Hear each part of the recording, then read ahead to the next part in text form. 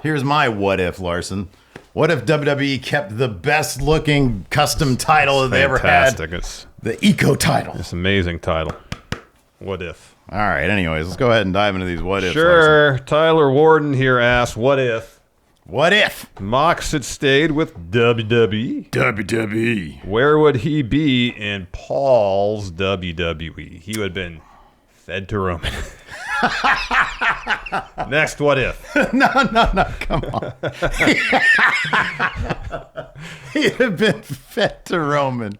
Oh, man. All right. Tell me what I'm telling lies, Steve. Yeah. He would have feuded with Roman for 3 months, would have lost at least 2 pay-per-view matches. All right, so, like, here's the thing. When you look at the other members of the Shield, Seth is like a master of reinvention. Yeah. Right? So, like, he was able to keep that longevity in the company. Uh-huh. Roman Reigns had probably the greatest reinvention of all time, as he went from guy who's just sort of still the Shield guy to, bloodline Roman Reigns. Mox is not exactly a master of reinvention. He likes being Mox. He likes being Mox. So, like, I feel like if he never had left, he'd probably be kind of, if you look at somebody kind of similar who's not, like, big on reinvention, but is still relatively entertaining regardless, Kevin Owens. Yeah. Right? Like, Kevin Owens and Mox probably in the vicinity of being the same age, I think. Roughly, I think, yeah. And Kevin Owens never really has reinvented himself, but people continue to like him. Yeah, at least Kevin Owens, he may not reinvent himself, but his character, to a degree, evolves. He still is carrying the baggage of all his previous misdeeds. Yeah, but it's not like his... He's not like Jericho or That's pretty Matt Hardy subtle. or That's pretty. Yeah. It's pretty subtle. Yeah. There's no wholesale reinvention. Yes. So I kind of feel like it would have been a similar thing. He'd always be in the mix. He would have had his extended program with Roman. Absolutely. Call it being fed to Roman. Well, because he would have lost all the matches. Exactly, due to bloodline interference. I will say this though. I think that, like, so Kevin Owens isn't really, like, he had his protracted thing with the bloodline and that has affected him. But given that Ambrose is like a former member of the Shield, I think there would have been an added dynamic. Oh, of course. You know, with him and Roman and Seth. Given that, like, a lot of Seth's interaction with Roman, you know, he has the one technical win over Roman. Yeah. He came down in the Shield gear. Maybe last year at WrestleMania this year at WrestleMania. Yeah. When the Shield music kicked on, we actually would have had Ambrose. I know. Oh, that's still my favorite moment that's got to be in the Friendo Awards some way, somehow. Yeah. The moment when everybody... like, oh, Ambrose is coming back. Come on. Mox is back. Oh, wait. No, it's just Seth. Come on. Oh, man. I'm not Tiger Woods. Says, what if? RVD never got in trouble with the law and was double champ? What would his reign have looked like? And who would he have dropped the belts to? So if you guys remember, he won the WWE championship from John Cena at One Night Stand 06. Yeah. And he was ECW champion. And, like, the rumors are RVD was going to be the guy that was sort of the focal point of the new WWE CW. And then eventually would have dropped the titles anyways. Yeah. So I don't know. Like, I'm guessing that his WWE title reign wasn't going to be that long. It's not out of the realm of possibility he would have dropped it. Maybe even to the same person he dropped. Didn't he drop it to the Big Show? Or no? No, it was Edge that beat him. He dropped the ECW title to Big Show. I think it was the WWE title he dropped to Edge, I think. To Edge? All right. It's entirely possible. I don't remember. That the same people that won the titles from him still would have won the titles from him. Yeah. Just at a later date. Yeah. Because I think Vince liked the idea of the Big Show being in WWE CW. Yeah. And Edge was hot shit still in 06. So it wouldn't 06 surprise is a little me. early. Here, let me check real quick. So, like, there's, like, I don't know, a couple names. Like, Cena probably could have won it. It was back. Edge. It was Edge. On Look at you. episode of Good Raw. job. Well done. On an episode of Raw. So it would have been like a pay-per-view a couple months July later. 3rd, 2006, and then Cena beat Edge for it about a couple months later. All right, so just take Edge out of that equation, and John Cena. Where did John Cena beat Edge at it for? Unforgiven. All right, so Unforgiven, John Cena wins it back from RVD, and then RVD. Maybe it would have been ECW champion for a longer spell. Yeah. And would have dropped it to Big Show anyway. And it's entirely possible that Rob Van Dam might have found himself down the line back in the world title picture at some point. It's crazy that like it took until 2006 for him to win the WWE title because he was so over in 2001. As soon as he showed up, he was one of the most over guys. Yeah. Like he was the guy that everybody wanted to see. Boy, he's on my personal Mount Rushmore. Yeah. Man. I'll never forget being in Los Angeles, turning on KCAL 9 at like 1 o'clock in the morning, and you, me, and Jeff were all sitting around the TV like, what is... We had only heard of ECW and had a chance to watch it before because it wasn't airing anywhere in Northern California that we were aware of. And we stumbled upon it when we moved to LA to go to college. Yeah. And I was like, oh my God, this guy's Mind crazy. blown. Mind blown by RVD. Daywalker says, what if Cody lost again at WrestleMania 40? And that means they're going to have The Rock beat Roman for it at 41. That's kind of what it would mean. If Cody lost at 40. Yeah. Then Cody was never going to win it. At least not from Roman. Never going to win it. So if they did Rock, okay. So what was the plan that like that was rumored? It was suggested The Rock beats Roman, vacates it, and then instead has his People's Championship that he carries around for a year. Yeah. Boy, that's a bad idea. Yeah, it wasn't good. I don't know, like. Cody, I mean, boy, that's a tough hole to dig Cody out of. Yeah, it's pretty huge. That's a big hole to dig Cody out of. Especially if they did everything they did before that the same way.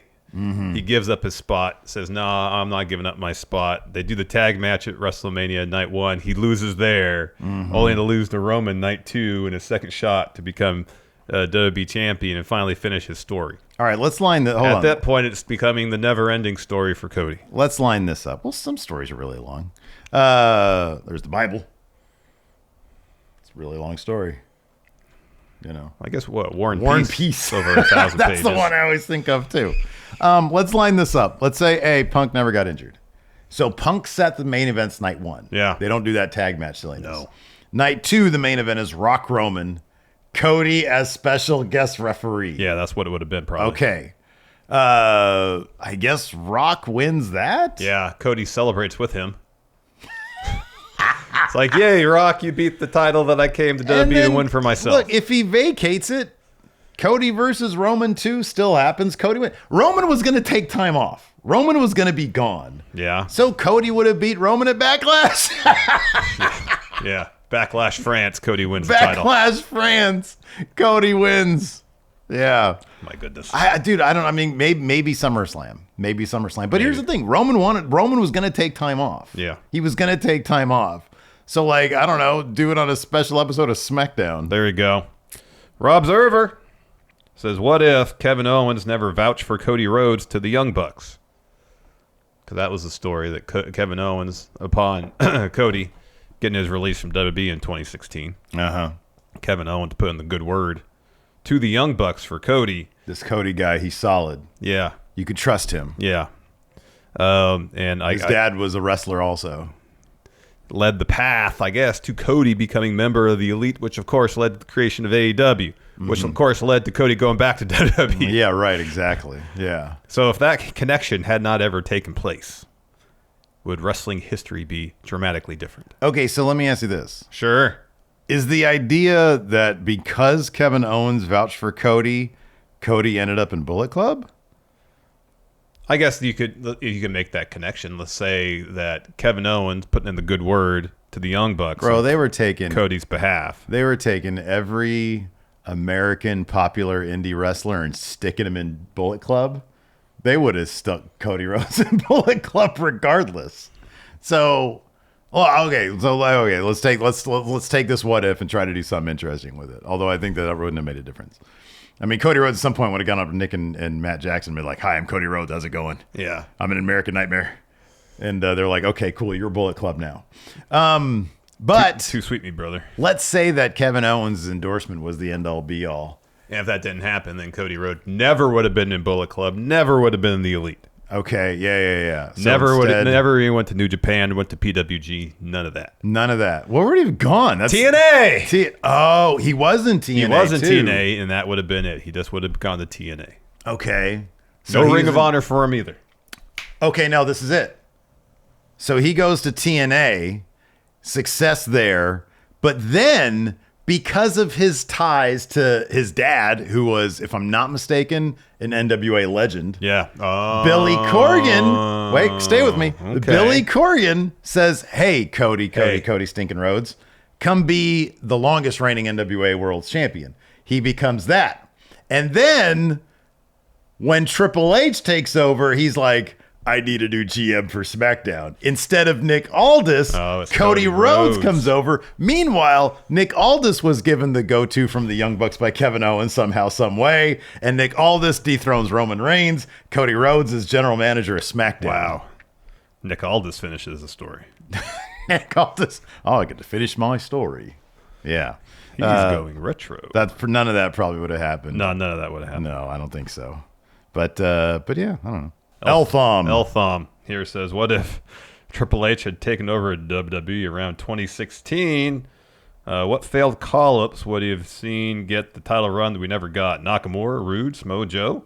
What would the landscape look like? Dude, all of them would have been multi-time world champions. All right, so here's my. I'm now gonna mix my. This is gonna be the second to last one. I'm gonna mix a hot take in here.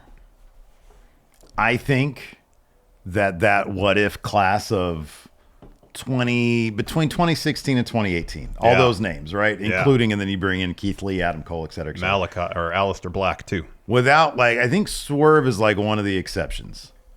All them dudes they brought in, they were old.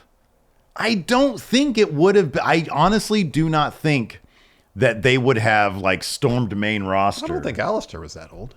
Alistair's also kind of an exception. Gargano's kind of an exception too. Yeah, so's Ciampa. Ciampa's kind of old. I don't think he looks old. I don't think he's much older than Gargano. All right. In any event, Rude, Joe. Although I think Joe probably could have been huge. Oh yeah, Nakamura. But Bobby Roode, Nakamura, Keith Lee, Adam Cole. Those are some pretty big names. Oh yeah. I kind of feel like it wouldn't have been. I don't know that they would have lasted that long on main roster. I don't know that they would have had any prolonged reigns up at the tippy top because Nakamura's lasted, but I don't think it would have been this is the future of WWE. And then because also people just last super long. Look at who's main eventing right now.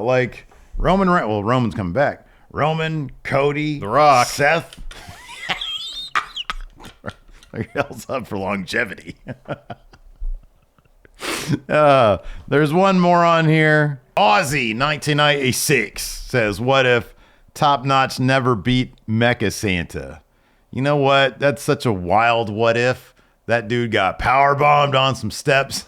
That was the greatest finish to any match. Yeah, but first Top Notch did beat Mecha Santa. That happened first. It was a rematch that Mecha Santa won. They are technically 1-1, aren't they? Yeah. Okay. They both lost to Rawgate Mutant.